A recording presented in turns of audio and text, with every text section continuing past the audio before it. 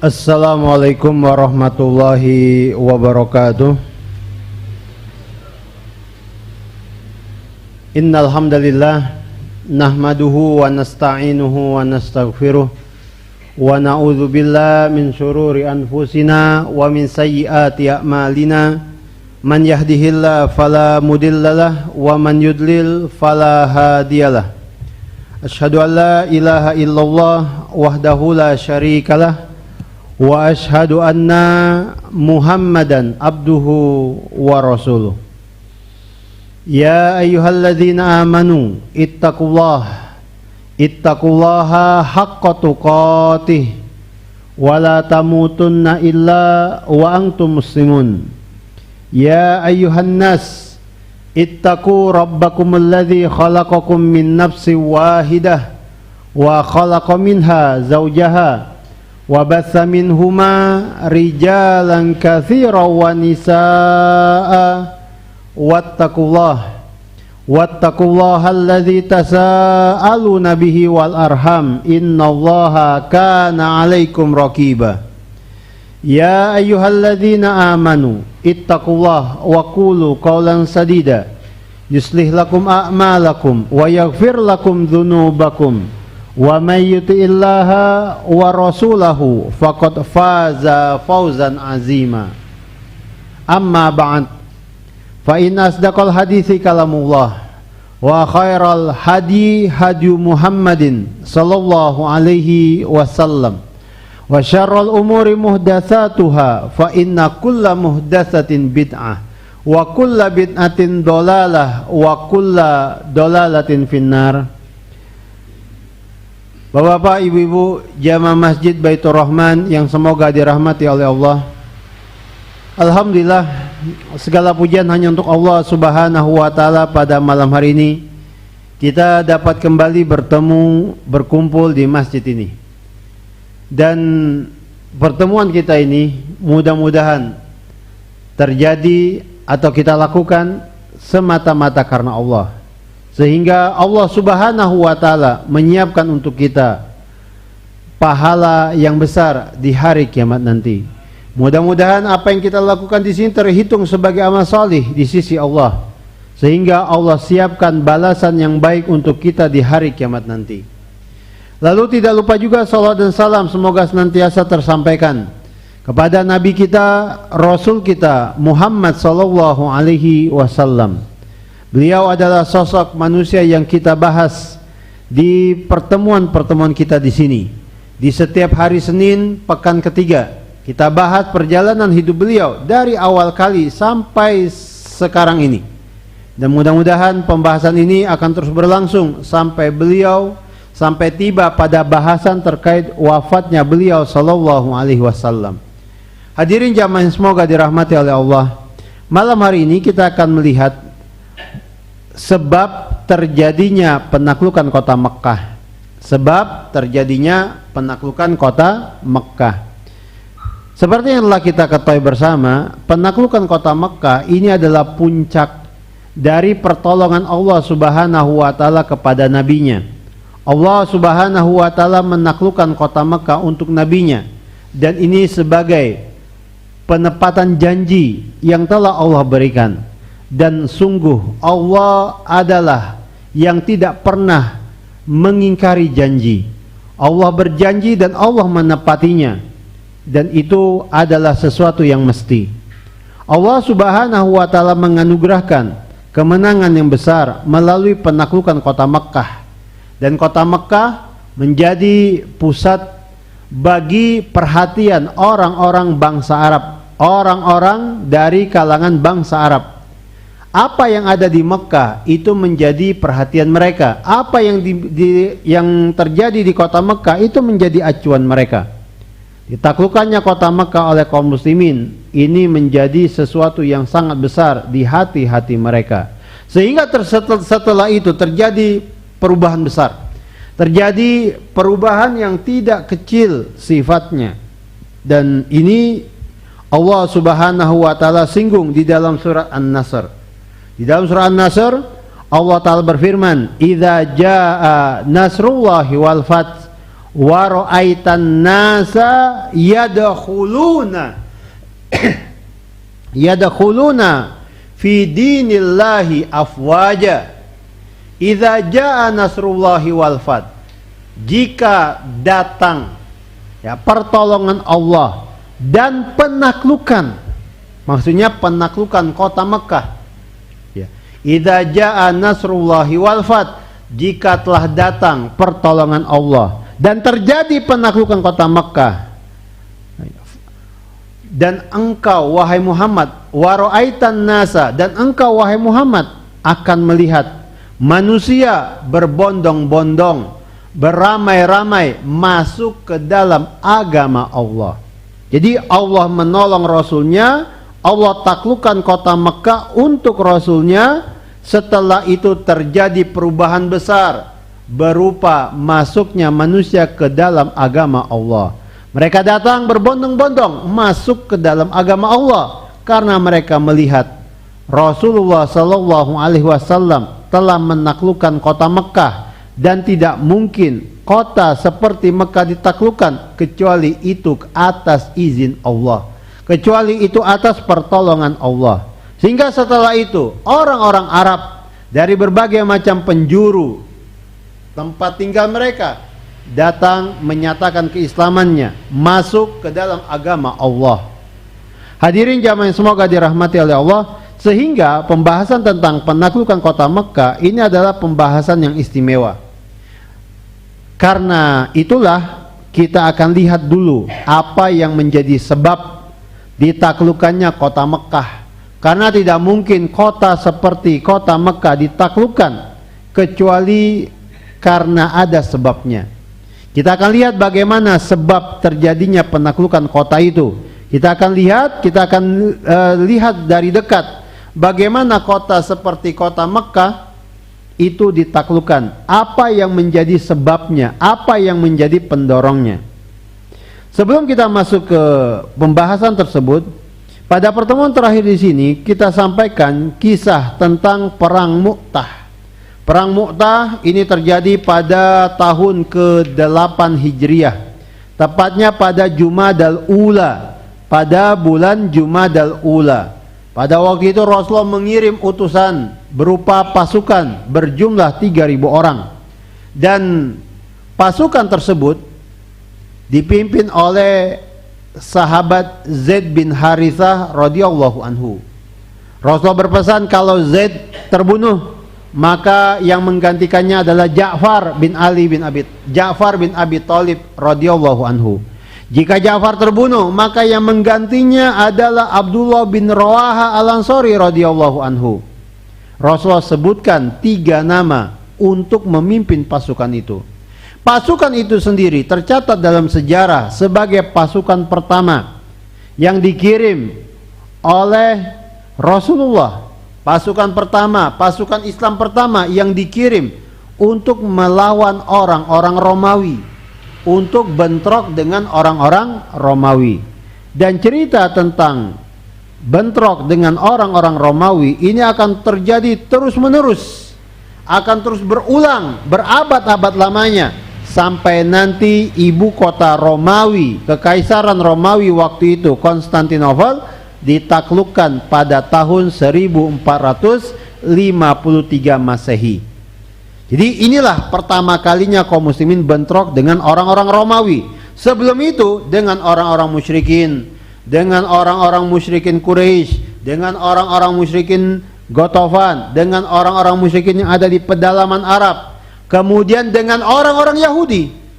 Nah, perang Mu'tah pertama kali mereka bentrok dengan orang-orang Romawi. Yang kita tahu bahwasanya orang-orang Romawi adalah orang-orang Nasrani. Orang-orang Nasrani. Nah, dikirim pasukan, terjadilah perang Mu'tah pada bulan Jumadal Ula tahun ke-8 Hijriah. Dan di perang itu Allah Subhanahu wa taala memunculkan sosok panglima hebat dalam sejarah Islam, yaitu Khalid ibnul Walid, sahabat Khalid bin Al-Walid radhiyallahu anhu. Khalid, seperti kita ketahui bersama, beliau dulunya adalah tokoh musyrikin Quraisy. Beliau nggak pernah kalah dalam perang yang beliau ikuti.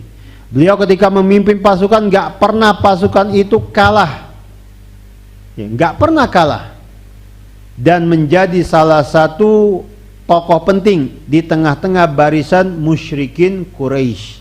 Tetapi Allah berikan hidayah kepada Khalid ibn Walid. Khalid pun masuk Islam di awal tahun ke-8 Hijriah. Dan perang Mu'tah adalah perang pertama yang beliau ikuti dalam Islam. Dan pada kesempatan itu Allah Subhanahu wa taala mengangkat derajat Khalid, yang awalnya beliau hanya seorang mu'allaf, tetapi pada waktu itu Allah jadikan, Allah tetapkan Khalid memimpin pasukan yang tadi kita sebutkan. Pasukan Islam yang berjumlah 3.000 orang. Pasukan Islam yang telah kehilangan 3 pemimpinnya. Dan sebagai saran, ya, ada baiknya bapak-bapak, ibu-ibu, jamaah yang ada di sini untuk mencari tahu lebih jauh kisah tentang perang Mu'tah. Karena ini perang, ya, bukan sembarang perang. Ini perang dahsyat yang mungkin sejarah baru kali itu melihat bagaimana pasukan kecil berhasil mengalahkan pasukan yang luar biasa besar. Pasukan dari negeri adidaya, pasukan dari negeri adikuasa. Jadi yang kita sampaikan pada pertemuan sebelum ini hanya ringkasan. Detailnya, rincinya perlu kita cari tahu, perlu kita dalami, karena sayang kisah dalam perang ini terluputkan oleh kita semua. Nah, jadi perang Mu'tah berakhir dengan kemenangan kaum muslimin. Mereka jumlahnya sedikit, musuh jumlahnya berkali-kali lipat banyaknya, tapi berhasil bertahan dan kemudian menang. Khalid Allah munculkan sebagai pemimpin pasukan yang hebat, dan kaum muslimin dalam pasukan yang dikirim ke perang Mu'tah, mereka menjadi saksi bagaimana Khalid atas izin Allah menyelamatkan banyak nyawa kaum muslimin, berhasil menyelamatkan pasukan Islam pada waktu itu dan memukul balik pasukan musuh. Nah, sekali lagi ini perang Mu'tah, Rasulnya di Madinah, pasukan ini dikirim ke Mu'tah berhadapan dengan tentara Romawi. Pulang mereka dari Mu'tah, mereka disambut, dan tentu saja sebagian sahabat merasakan kesedihan karena mereka kehilangan 3 sosok pemimpin pasukan. Zaid bin Harithah, kemudian Ja'far bin Abi Thalib, lalu Abu Abdullah bin Rawaha Al-Ansari radhiyallahu anhum ajmain. Lalu setelah pulang dari sana, Rasulullah sallallahu alaihi wasallam bulan depannya Jumadal Akhirah mengirim satu pasukan lagi, yang dipimpin oleh sahabat Amr bin Al-As radhiyallahu anhu. Nah, ngomong-ngomong tentang Amr bin Al-As ini sama seperti Khalid, mereka baru masuk Islam, bahkan mereka masuk Islamnya bareng. Amr bin Al-As dan Khalid bin Al-Walid, mereka datang ke Madinah lalu menyatakan keislaman di hadapan Rasulullah. Dan tentu saja para sahabat mereka sama-sama tahu siapa 2 orang ini, Khalid dan Amr. Kalau Khalid dikenal, ya, dengan upayanya yang begitu hebat di medan perang, maka Amr dikenal sebagai tokoh Quraisy yang memiliki kecerdasan di atas rata-rata. Sehingga dulu sebelum masuk Islam, Amr sering dikirim untuk menjadi juru bicara, untuk menjadi duta, untuk menjadi utusan yang angkat bicara, ya, terkait permasalahan kaum muslimin. Jadi menjadi sosok yang memiliki pengaruh, ya, dalam dunia diplomasi. Utusan Quraisy untuk berdiplomasi dengan orang-orang di luar Quraisy, dan tentu saja terkait dengan kaum muslimin, ya, melakukan upaya untuk menimbulkan kerugian besar di tengah-tengah kaum muslimin. Amr bin Al-As radhiyallahu anhu. Tetapi hidayah betul di tangan Allah. Masuk Islam Khalid, Bersamaan dengannya masuk Islam juga Amr bin Al-As. Mereka kemudian hijrah dan tinggal di Madinah. Lalu mereka menjadi bagian dari sahabat-sahabat Rasulullah yang berjuang bersama Rasulullah. Kalau Khalid memimpin pasukan ke Mu'tah atau memimpin pasukan yang dikirim ke Mu'tah, maka Amr diutus oleh Rasulullah membawa pasukan, untuk memerangi orang-orang kafir, pada bulan Jumadal Akhirah tahun ke-8 Hijriah. Jadi selesai perang Mu'tah, bulan depannya Rasulullah kirim pasukan ini dipimpin oleh Amr bin Al-As. Nah, pasukan ini berangkat menuju musuh, kemudian menunaikan tugas yang diembankan kepada mereka. Pada waktu itu Amr bin Al-As memimpin 300 orang kaum muslimin, 300 orang sahabat yang berasal dari kalangan muhajirin dan ansor. Lalu di dalam pasukan itu ada 30 orang penunggang kuda.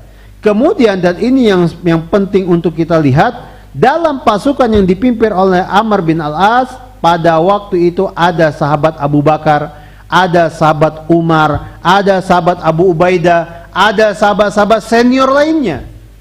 Jadi bayangkan, Amr bin Al-As yang statusnya masih seorang mu'allaf, Allah percaya membawa pasukan ini untuk memerangi musuh. Dan kejadian ini disebut dalam sejarah sebagai Sariyah Dzatus Salasil. Sariyah Dzatis Salasil, ya. Pasukan Dzatus Salasil. Intinya, misi yang ditugaskan kepada Amr itu berhasil ditunaikan. Mereka pulang membawa kemenangan. Dan tentu saja ketika Rasulullah tunjuk Amr, beliau menunjuk bukan tanpa sebab. Meskipun di dalam pasukan banyak sahabat-sahabat senior, Amr bin Al-As adalah orang yang tepat menurut Rasulullah untuk mengemban misi itu. Dan itu pun terbukti. Itu terbukti kaum muslimin berhasil menang melawan orang-orang kafir. Lalu setelah diutusnya pasukan Amr bin Al-As, di bulan Sya'ban tahun ke-8 Hijriah, Rasulullah SAW mengirim pasukan yang dipimpin oleh Abu Qatadah Al-Ansari. Abu Qatadah Al-Ansari radhiyallahu anhu. Mungkin diantara kita jarang mendengar nama Abu Qatadah Al-Ansari. Padahal perlu kita ketahui bersama, sahabat Abu Qatadah Al-Ansari ini salah satu dari sahabat-sahabat Rasulullah yang dikenal sebagai jagoan berkuda, yang diandalkan oleh Rasulullah. Jadi Rasulullah itu punya orang-orang hebat yang selalu Rasul andalkan untuk masalah perang tanding satu lawan satu, sahabat ini. Kemudian untuk pasukan pejalan kaki yang bisa mobile, yang bisa mencari musuh, menggempur musuh dengan efektif meskipun dengan jalan kaki, ada sahabat ini, ada sahabat ini, ada sahabat ini. Nah, begitu juga sahabat-sahabat Rasulullah yang selalu diandalkan oleh Rasulullah untuk memerangi musuh dengan menggunakan kuda, itu juga sama, ada orang-orangnya. Dan salah satunya adalah sahabat Abu Qatadah Al-Ansari radhiyallahu anhu. Maka dari itu, para ulama menjuluki sahabat ini, Abu Qatadah Al-Ansari, dengan julukan Farisu Rasulillah. Ya, Farisu Rasulillah, jagoan berkudanya Rasulullah. Jadi beliau diutus, ya, untuk melakukan misi, dan beliau selalu dengan kudanya. Beliau ini jago berkuda. Kalau kita kenal sahabat Rasulullah yang jago memanah adalah Sa'ad bin Abi Waqqas, lalu Abu Talha Al-Ansari, kemudian ada juga sahabat Suhaib bin Sinan Ar-Rumi. Maka khusus berkuda, sahabat ini salah satunya, Abu Qatadah Al-Ansari. Saking jagonya beliau, Abu Qatadah Al-Ansari, beliau ini bisa berburu kelinci hutan. Ingat, kelinci hutan. Ada kata hutannya. Jadi kelinci hutan itu berbeda dengan kelinci biasa. Mereka liar dan gerakannya susah ditebak, ya. susah ditebak. Jangankan naik kuda, dengan berjalan ya, dengan langsung menangkap begitu saja itu terasa susah. Tetapi sahabat ini Abu Qatadah Al-Ansari bisa menangkap kelinci hutan dengan menunggangi kuda. Dengan menunggangi kuda, dengan bersenjatakan cemeti. Nah, ini beliau Abu Qatadah Al-Ansari radhiyallahu anhu. Nah, pada bulan Sya'ban tahun ke-8 Hijriah, Rasulullah mengirim sahabat Abu Qatadah membawa 15 orang anak buah untuk pergi ke wilayah Najd. Untuk pergi ke wilayah Najd, pergi ke daerah yang bernama Khadrah atau Khadirah. Di sana Rasulullah dapat laporan bahwa sebagian suku Ghatafan, musyrikin Ghatafan, melakukan pergerakan yang mencurigakan. Maka Rasulullah dului mereka. Rasulullah kirim pasukan ini. Dan ternyata pasukan ini berhasil menunaikan misi mereka. Hadirin jamaah semoga dirahmati Allah. Jadi ini peristiwa yang bisa kita lihat terjadi menjelang penaklukan kota Mekah. Nah, sekarang kita beralih kepada pembahasan penaklukan kota Mekah. Penaklukan kota Mekah, tadi sudah kita sebutkan, ini disinggung oleh Allah dalam banyak ayat di sejumlah tempat di dalam Al-Quran. Tadi sudah kita bacakan di awal, salah satunya adalah di surah Al-Fat, salah satunya di dalam surat An-Nasr. Di dalam surat An-Nasr, Allah sebutkan Al-Fathu. Wa ra'aitan nasa yadkhuluna fi dinillahi afwaja. Ya, sebelumnya apa? Idza jaa nasrullahi wal fath. Nah, ini di surah An-Nasr. Lalu contoh lainnya Allah singgung tentang masalah penaklukan kota Mekah itu di surah Al-Hadid ayat 10. Allah Ta'ala berfirman, la yastawi minkum man anfaqa min qablil fathi wa qatal.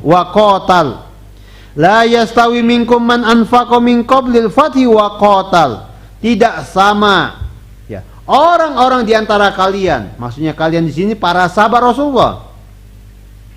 Tidak sama orang-orang di antara kalian ya, orang yang berinfak dan berjihad sebelum penaklukan kota Mekah dan sesudah penaklukan kota Mekah. Gak sama.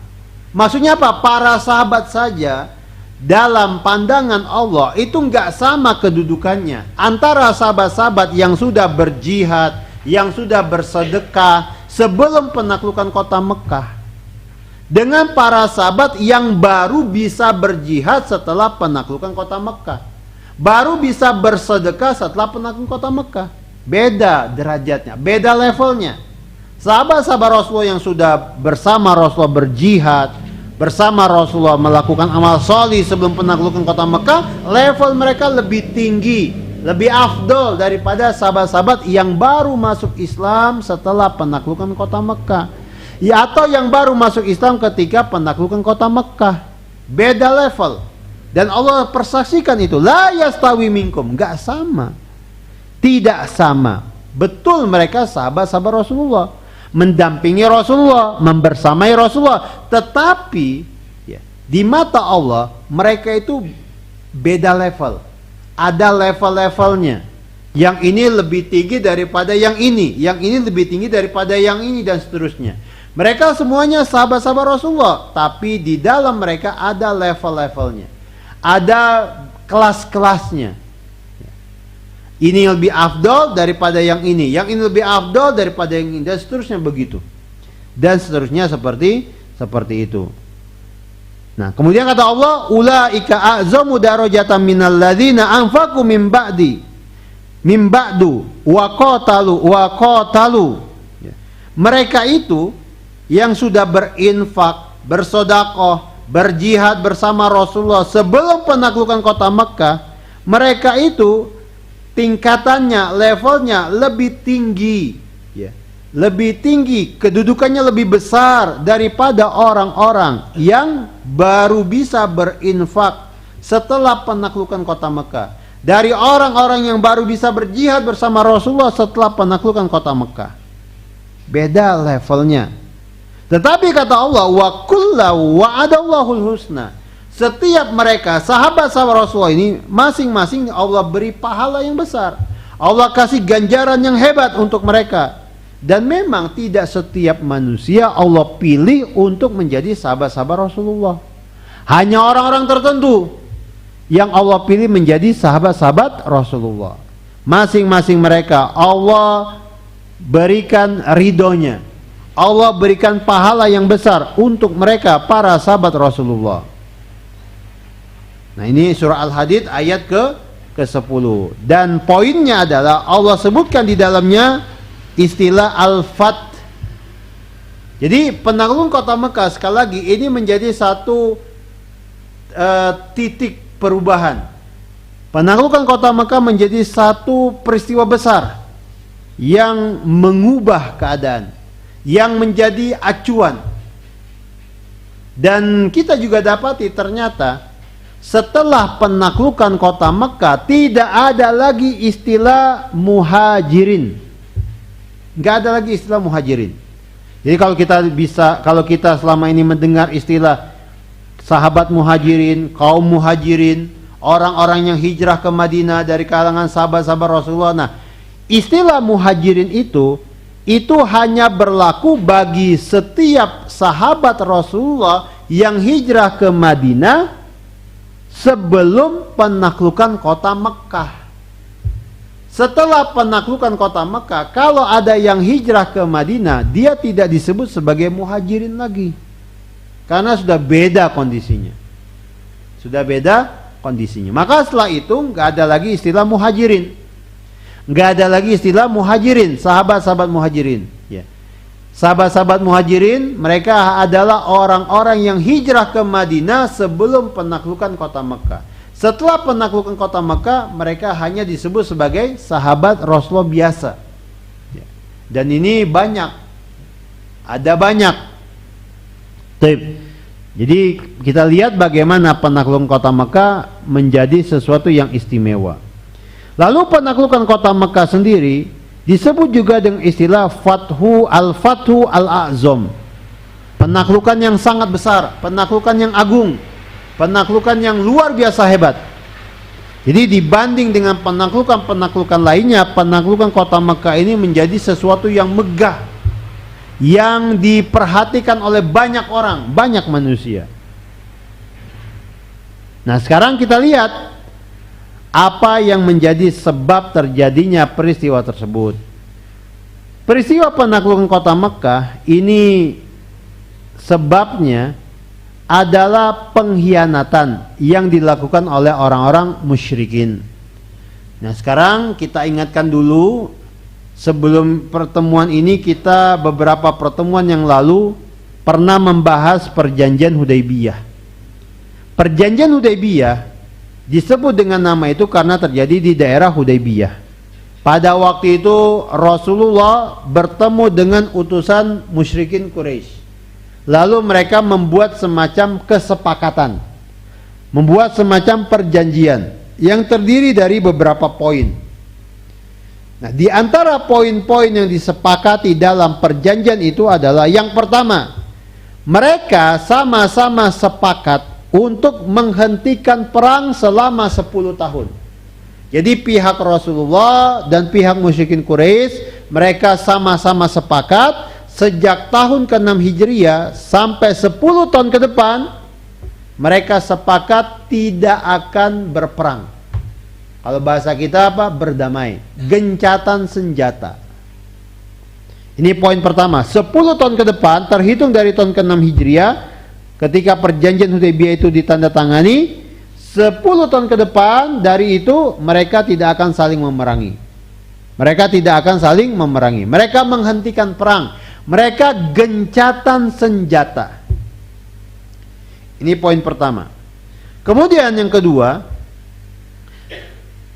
dalam perjanjian Hudaybiyah, pihak Rasulullah dan pihak musyrikin Quraisy mereka sama-sama sepakat.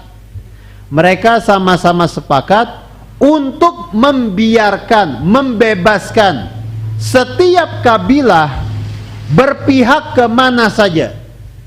Jadi kabilah A, kabilah B, kabilah C, siapapun, apapun kabilahnya, siapapun orangnya, diberi kebebasan untuk memilih berpihak ke siapa, ke pihak Rasulullah atau ke pihak musyrikin Quraisy. Nah, ini poin kedua. Jadi masing-masing pihak sama-sama sepakat kita bebaskan orang-orang, kita bebaskan manusia untuk berpihak ke siapa, mau ke Madinah atau ke Mekah, mau berpihak kepada Rasulullah atau kepada musyrikin Quraisy, terserah, silakan, dibebaskan, tidak boleh dipaksa dan tidak boleh dilarang-larang. Ini poin yang kedua. Lalu poin yang ketiga, ya. Poin yang ketiga, kalau ada satu kabilah memilih berpihak kepada salah satunya, mau pihak Rasulullah atau pihak musyrikin Quraisy, maka pada waktu itu dianggap menjadi satu bagian. Jadi contoh, ada kabilah A memilih untuk berpihak kepada Rasulullah di Madinah, maka setelah itu kabilah ini dianggap menjadi bagian Rasulullah, dianggap menjadi bagian Rasulullah, pihak Rasulullah, meskipun tidak tinggal di Madinah. Ya, bisa pahami ya. Jadi kalau ada kabilah A milih untuk memihak Rasulullah, tinggalnya jauh dari Madinah, nah karena sudah memilih memihak bersama Rasulullah, maka dianggap bagian dari Rasulullah, temannya Rasulullah, kawannya Rasulullah. Kayak gitu. Begitu juga kalau ada kabilah B memilih untuk memihak musyrikin Quraisy di Mekah, maka dianggap satu bagian dengan musyrikin Quraisy di Mekah, temannya, kawannya. Dan kalau sudah memihak seperti itu, memilih untuk berpihak seperti itu, maka berlaku poin yang pertama, tidak boleh saling menyerang selama 10 tahun. Bisa dipahami ya? Jadi poin-poin ini saling berkaitan. Nah, pada waktu itu ada dua kabilah atau ada dua suku besar, ada dua suku terkenal. Yang pertama suku Khuza'ah, yang kedua suku Bakar, suku Bani Bakar. Suku Khuza'ah mereka memilih berpihak kepada Rasulullah, sehingga mereka menjadi bagian dari Rasulullah, kelompok Rasulullah. Meskipun orang-orang Khuza'ah tidak tinggal di Madinah, mereka tinggal di kampung halaman mereka, tapi mereka menjadi bagian dari Rasulullah, teman atau kawan Rasulullah, pihak Rasulullah. Nah, pada waktu itu ada suku Bakar. Suku Bakar mereka memilih berpihak kepada musyrikin Quraisy di Mekah. Jadi mereka menjadi bagian orang-orang musyrikin Quraisy, temannya, kawannya, pihak musyrikin Quraisy. Jadi dua suku ini memilih teman masing-masing. Yang satu berpihak kepada Rasulullah, yang satu berpihak kepada musyrikin Quraisy. Nah, dua suku yang tadi kita sebut, suku Khuza'ah dan suku Bani Bakar, ternyata mereka ini adalah musuh bebuyutan. Dari sejak zaman kapan mereka itu selalu berperang. Mereka selalu berperang, mereka selalu memelihara api permusuhan di pihak masing-masing. Jadi mereka berdua nggak pernah damai, selalu ribut. Selalu ribut. Mungkin mereka gencatan senjata, menahan diri, tapi habis itu muncul lagi, perang lagi, saling serang lagi, dan seterusnya dan sebagainya. Suku Khuza'ah dan suku Bani Bakar. Khuza'ah akhirnya memihak Rasulullah, Bani Bakar memihak musyrikin Quraisy. Ya, bisa dipahami ya sampai sini ceritanya.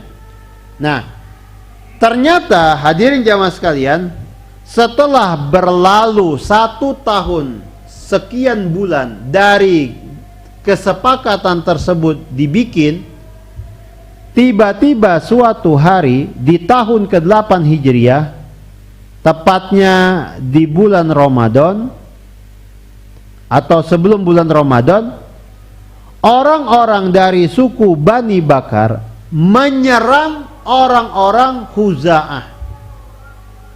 Menyerang orang-orang Khuza'ah. Jadi entah apa alasannya, tapi Bani Bakar tiba-tiba menyerang orang-orang Khuza'ah. Pada waktu itu orang-orang Khuza'ah sebagian ada yang berada di dekat mata air yang bernama Al-Watir. Nah, mereka tiba-tiba diserang oleh Bani Bakar. Diserang oleh Bani Bakar. Dan pada waktu itu jatuh korban jiwa sejumlah 20 orang. Terbunuh 20 orang dari suku Khuza'ah. Jadi dalam serangan tiba-tiba itu 20 orang anggota suku Khuza'ah terbunuh. Dan celakanya ketika Bani Bakar menyerang Khuza'ah di mata air Al-Watir, senjata yang digunakan oleh Bani Bakar, kemudian beberapa orang yang terlibat di dalamnya itu adalah orang-orang Quraisy, milik orang-orang Quraisy. Jadi kita break dulu salat Isya, setelah salat Isya kita lanjutkan kembali. Alhamdulillah wassalatu wassalamu ala Rasulillah. Bismillah, alhamdulillah, wassalatu wassalamu ala Rasulillah wa ala alihi wa sahbihi wasallam. Asyhadu an la ilaha illallah wahdahu la syarikalah wa asyhadu anna Muhammadan abduhu wa rasuluh. Amma ba'd. Hadirin jamaah semoga dirahmati oleh Allah, kita lanjutkan lagi pembahasan kita. Tadi sebelum salat Isya telah kita sampaikan bahwa di bulan Sya'ban tahun ke-8 Hijriah, tepatnya di akhir bulan Sya'ban tersebut, sekelompok orang dari suku Bani Bakar menyerang orang-orang Khuza'ah yang waktu itu berada di mata air yang bernama Al-Watir. Maka pada waktu itu terjadilah penyerangan secara tiba-tiba, dan ini dilakukan di malam hari. Jatuh korban jiwa dari orang-orang Khuza'ah sebanyak 20 orang. Dan pada waktu terjadi penyerangan, orang-orang Quraisy membantu orang-orang Bani Bakar. Orang-orang Quraisy membantu orang-orang Bani Bakar dengan memberi senjata berupa pedang untuk menyerang orang-orang Khuza'ah. Lalu beberapa tokoh Quraisy ikut terlibat aktif dalam penyerangan itu. Jadi ada beberapa orang tokoh musyrikin Quraisy ikut dalam penyerangan itu, yang mengakibatkan terbunuhnya 20 orang dari suku Khuza'ah. Nah, dalam kondisi seperti itu, kacau balau, kemudian orang-orang Khuza'ah mereka diserang tiba-tiba, maka pada waktu itu orang-orang Khuza'ah yang masih hidup berinisiatif untuk melarikan diri, berlindung di kota Mekkah. Karena kota Mekkah adalah kota yang disucikan. Pantang bagi orang-orang Arab untuk menumpahkan darah di kota Mekkah. Maka orang-orang Khuza'ah yang tersisa ini mereka segera melarikan diri menuju kota Mekkah.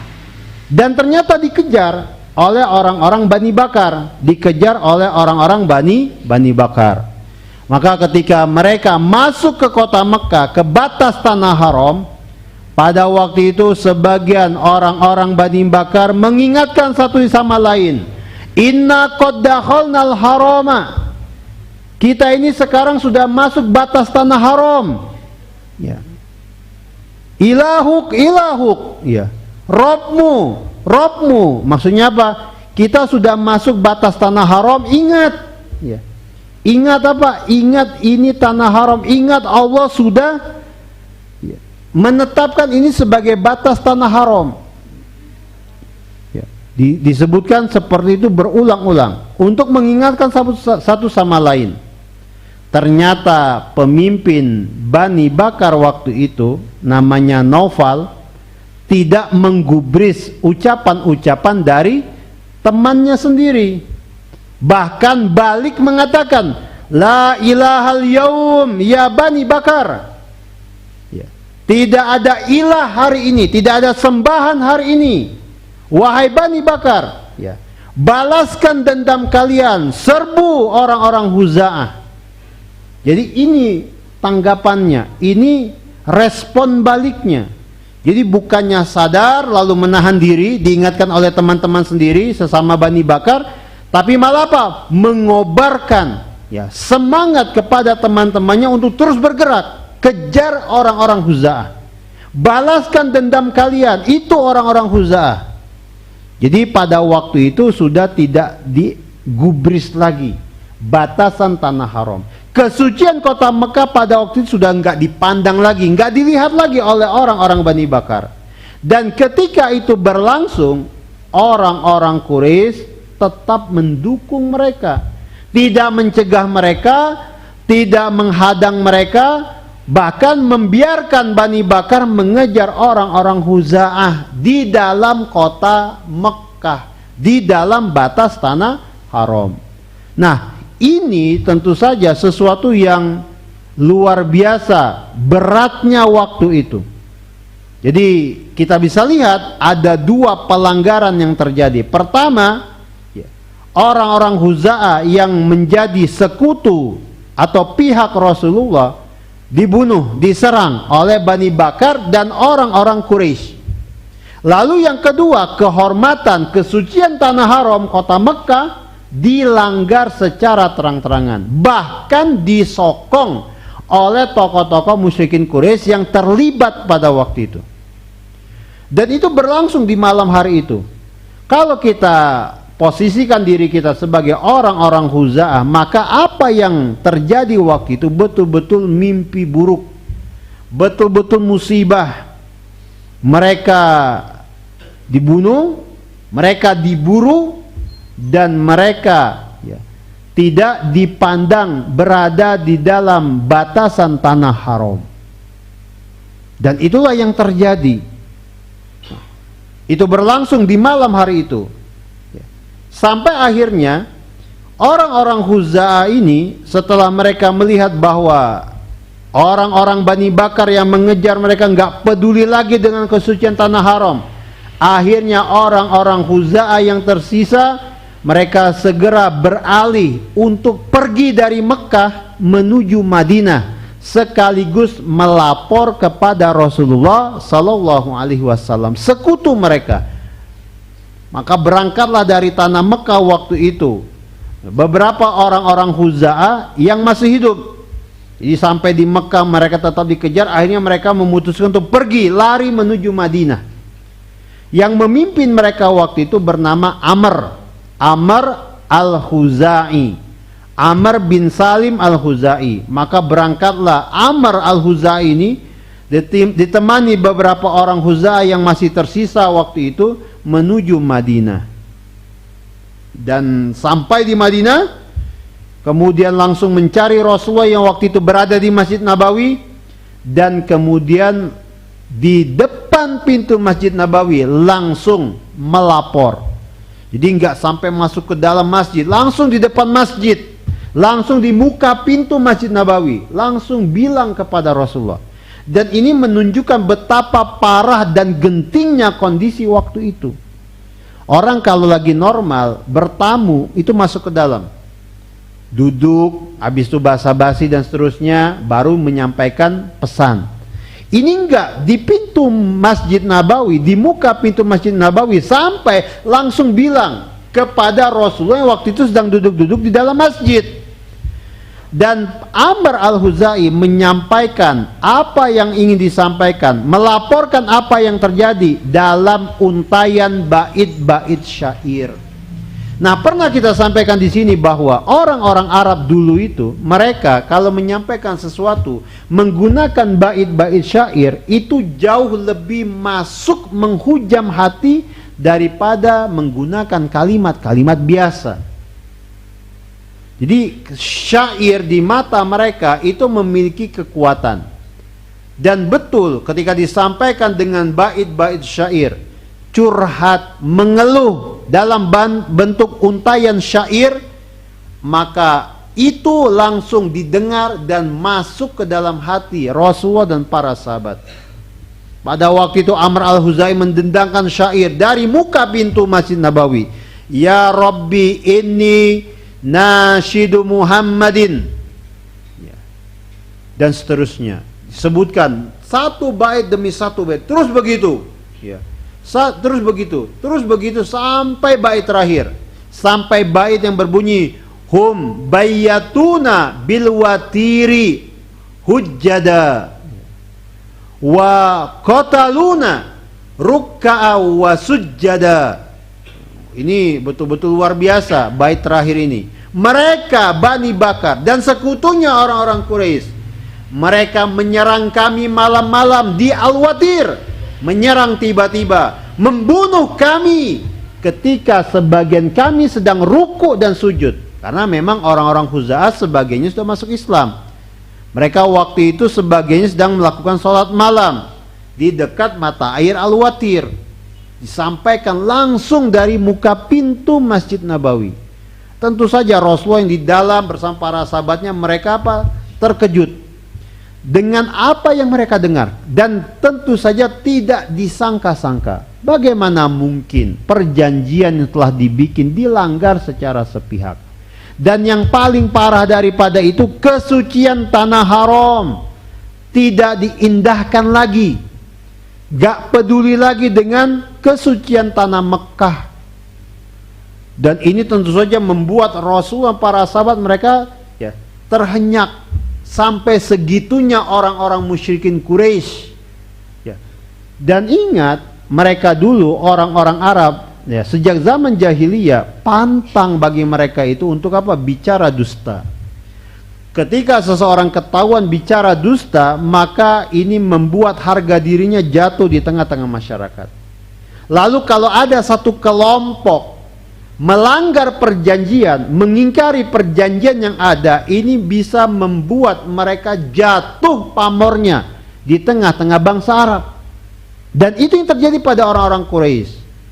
Rasulullah bukan hanya kecewa, Rasulullah marah karena kesucian tanah haram dilanggar, karena perjanjian yang menggunakan nama Allah itu dibatalkan secara sepihak.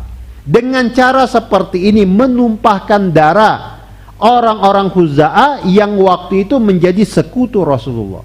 Ingat poin yang tadi kita sebutkan, siapa yang berpihak kepada salah satu kelompok Rasulullah atau musyrikin Quraisy, maka orang yang berpihak itu menjadi satu bagian dengan yang ada, yang dipilih. Jadi orang-orang Khuza'ah, mereka ini bagian dari Rasulullah, sekutu Rasulullah, teman pihak Rasulullah. Sementara Bani Bakar ini bagian dari musyrikin Quraisy dan celakanya dibantu lagi. Maka pada waktu itu setelah Amr al-Huzai menyelesaikan untayan syairnya, Rasulullah hanya bersabda dengan tegas. Kata beliau, "Nusirta ya Amr ibn Salim." Kalian akan ditolong wahai Amr bin Salim. Kalian akan dibela. Dibela siapa? Dibela oleh Rasulullah. Dan memang ini nggak main-main. Ini nggak main-main. Nah, ketika ini terjadi di rumah Rasulullah sendiri, tepatnya di rumah Aisyah, Rasulullah Shallallahu Alaihi Wasallam telah menyiapkan senjata, telah menyiapkan baju besi dan yang semisal dengan itu. Beberapa hari sebelum datangnya Amr bin Salim al-Huzai. Ini sebagaimana diceritakan oleh Imam At-Tabari dalam kitab Al-Mu'jamnya. Ada satu riwayat di sana datang dari Aisyah yang isinya 3 hari sebelum Amr bin Salim al-Huzai datang, tiba-tiba saja Rasulullah menyuruh Aisyah untuk menyiapkan senjata dan perlengkapan perang Rasulullah. Disuruh tiba-tiba. Dan Aisyah sebagai istri beliau langsung bergerak. Disiapkan senjata Rasulullah, pakaian perangnya, baju besinya disiapkan. Dan ini tidak mungkin terjadi kecuali memang Rasulullah diperintah untuk melakukannya. Meskipun pada waktu itu Rasul belum tahu akan ada apa ke depan nanti. Bayangkan 3 hari sebelum datangnya Amr bin Salim al-Huzai ke Madinah.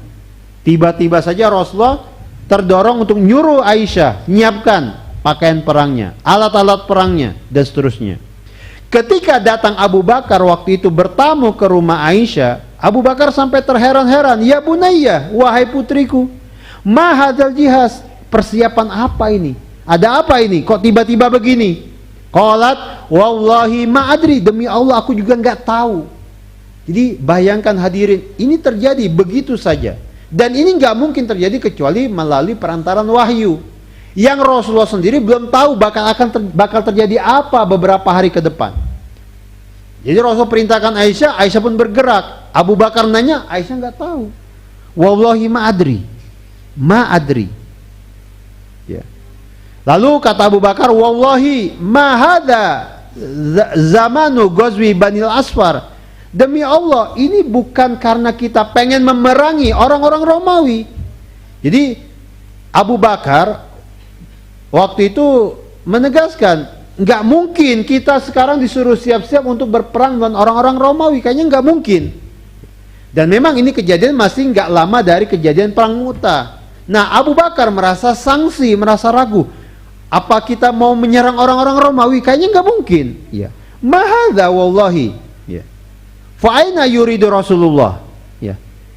Rasulullah pengen kemana? Rasulullah pengen berangkat kemana? Ya. Rasulullah pengen nyerang siapa? Kata Abu Bakar bertanya kepada Aisyah. Aisyah menjawab dengan jawaban yang sama. Wallahi la ilmali.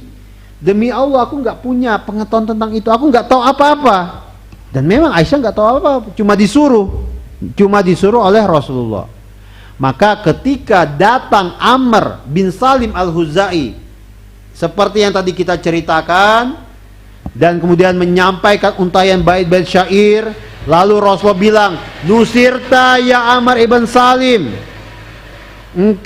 Kalian akan dibela wahai Amr bin Salim. Maka pada waktu itu Abu Bakar pun langsung mafhum, ini sepertinya. Rasulullah pun baru tahu waktu itu, ini kenapa beliau diperintah untuk bersiap-siap. Ya. Ini semuanya. Fa'aliman nasu binaqdil mitsaq, maka pada waktu itu Rasulullah dan para sahabat mereka pun langsung paham, langsung menyadari akan adanya pembatalan perjanjian Hudaybiyah secara sepihak oleh orang-orang Quraisy. Dan ini aib, ya. Membatalkan perjanjian, ya, mengkhianati kesepakatan, ini aib besar di tengah-tengah bangsa Arab. Ini cacat komunal, cacat masyarakat Quraisy. Mereka secara sengaja membatalkan kesepakatan, menggugurkan perjanjian damai yang telah dibikin bersama-sama. Dan tentu saja pada waktu itu ketika semua itu terjadi, Abu Bakar pun mafhum, Aisyah pun menjadi tahu ternyata ini sebabnya, inilah masalahnya. Inilah masalahnya. Nah, kembali kepada orang-orang Quraisy sendiri, setelah orang-orang Khuza'ah melarikan diri dari Mekah, mereka akhirnya menyadari ini kesalahan. Dan yang namanya penyesalan biasanya terjadi belakangan. Mereka sama-sama menyadari mereka telah melakukan kesalahan, membantu Bani Bakar nyerang Khuza'ah, melanggar kesucian tanah haram. Mereka panik. Mereka menyadari ini salah. Karena godron mahdo, apa yang mereka lakukan itu adalah pengkhianatan murni. Itu pembatalan secara terang-terangan atas perjanjian yang sudah mereka bikin dengan Rasulullah. Dan ini parah. Ini sesuatu yang luar biasa parahnya. Maka mereka segera mengadakan musyawarah rapat. Ya, para tokoh dikumpulkan. Mereka lalu membicarakan situasi terkini apa yang harus kita lakukan. Dan memang mereka menyadari mereka salah. Ya, mereka salah, maka pada waktu itu mereka mulai merasakan kekhawatiran. Jangan-jangan orang-orang Huza'ah sudah ke Madinah. Jangan-jangan berita ini sudah sampai kepada Rasulullah, sampai kepada Muhammad.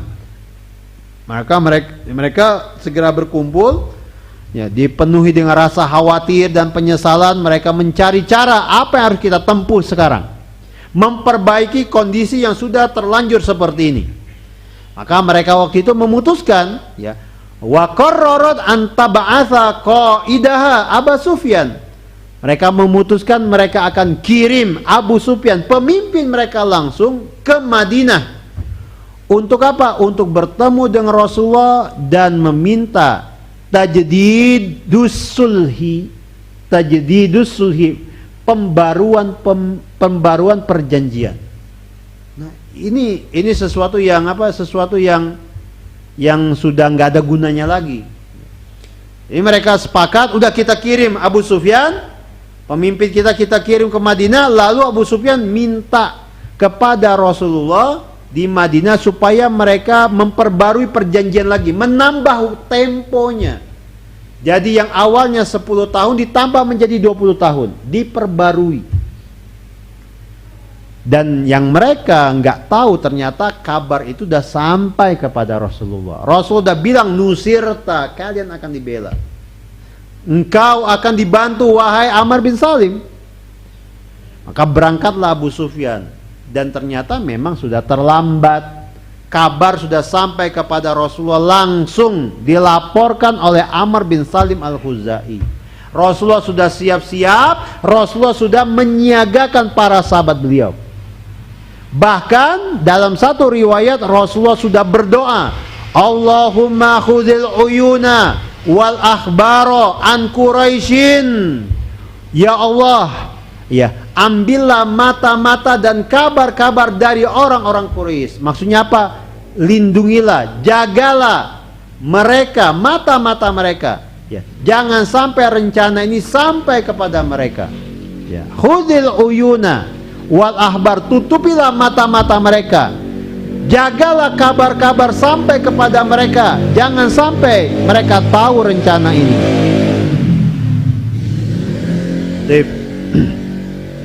Rasulullah sudah berdoa dengan doa khusus seperti itu. Artinya Rasulullah sudah betul-betul serius, ya. Rasulullah sudah betul-betul serius. Mekah akan diserbu, Mekah akan diserang, karena mereka, orang-orang Quraisy, telah membatalkan perjanjian dan telah bersama-sama melanggar kesucian tanah haram, tanah suci Mekah. Nah, sejak datangnya Amr bin Salim, kemudian pulang, lalu datang utusan Huza'ah yang lainnya, ya, itu sudah berlangsung 2 hari dari kejadian. Sementara Abu Sufyan masih di jalan. Berarti apa? Kabar yang sampai kepada Rasul sudah bulat. Awalnya dalam bentuk untayan syair, lalu datang utusan Huza'ah berikutnya, langsung melaporkan kejadian yang terjadi. Maka keterangan yang ada pada diri Rasul sudah lengkap. Ini betul-betul pengkhianatan. Abu Sufyan masih di jalan. Abu Sufyan masih di jalan. Maka bisa kita bayangkan ketika Abu Sufyan tiba di Madinah, lalu hendak menghadap kepada Rasulullah, maka Rasulullah tidak menggubrisnya. Rasulullah hanya menanggapinya setengah hati. Datang Abu Sufyan ngomong begini, ngomong gitu, ya, tidak ditanggapi oleh Rasulullah. Memang Rasulullah hadapi, tapi tidak direspon oleh Rasulullah. Dan Abu Sufyan menyadari hal tersebut. Abu Sufyan mencoba meminta tolong kepada Abu Bakar supaya disampaikan kepada Rasulullah apa yang diinginkan oleh orang-orang Quraisy. Abu Bakar juga nggak bisa menolak untuk menolong. Kemudian dari situ Abu Sufyan bergeser kepada Umar. Tiba di hadapan Umar, Umar bahkan lebih parah daripada itu. Kata Umar, kalian minta aku bilang kepada Rasulullah supaya meminta jaminan keamanan untuk kalian setelah ini, setelah apa yang terjadi? Ya. Apa kata Umar? Demi Allah, kata Umar, ya. Tadi kita ulangi, kata Umar, kalian minta aku bilang kepada Rasulullah supaya bikin jaminan untuk kalian setelah apa yang kalian lakukan. Demi Allah, kalaupun hanya yang kutemukan seekor semut kecil untuk memerangi kalian, kupakai semut itu untuk memerangi kalian. Jadi apa, lebih parah lagi ya, Umar lebih apa, lebih nusuk lagi ya. Karena apa yang dilakukan oleh orang-orang Quraisy itu betul-betul nggak ketolong lagi. Datang kepada Utsman, sama Utsman juga nggak bisa. Datang kepada Ali juga nggak mau. Dan akhirnya Abu Sufyan putus asa. Sehingga dalam keputusasaan itu Abu Sufyan pun terpaksa pulang ke Mekah dengan tangan kosong.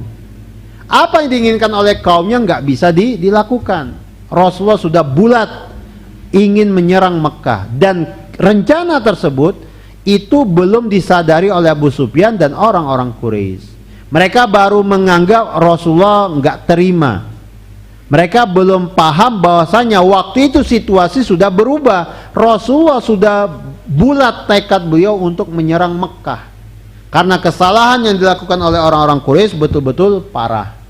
Nah, bagaimana perjalanan Rasulullah ke Mekah dan upaya beliau untuk menaklukkan kota Mekah, langkah-langkah taktis yang beliau tempuh, insya Allah kita bahas pada pertemuan yang akan datang.